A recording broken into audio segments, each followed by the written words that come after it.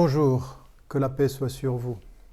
Et puis il y a la solitude qui a traversé pratiquement toutes nos chroniques.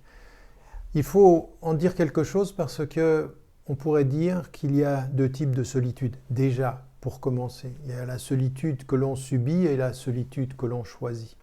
Dans le confinement, il y a une solitude que l'on ne choisit pas, que l'on subit, et c'est celle qui nous renvoie à nous-mêmes. Et malgré cela, il y a des niveaux de solitude. Parmi ceux qui m'écoutent, il y a ceux qui sont totalement seuls et qui subissent cette solitude parce qu'ils ne peuvent voir personne, parce qu'ils ne sont pas entourés de leur famille. Et dans cette solitude subie, il faut réagir par rapport à cela et se prendre en charge. Évidemment, il faut que la solitude subie devienne une solitude organisée.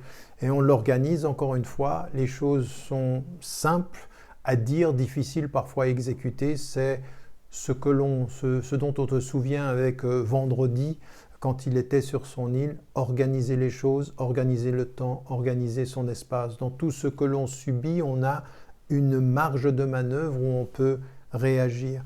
Il y a également le fait de ce que nous connaissons également, au-delà de l'organisation de son temps, il y a aussi de pouvoir faire en sorte que même quand nous sommes entourés de ceux que nous aimons, ces moments de solitude-là, nous puissions en tirer des enseignements. Il y a dans la solitude un formidable moment de connaissance de soi, il faut en tirer parti et on trouve en fait des ressources qu'on n'imaginait même pas, cela est important.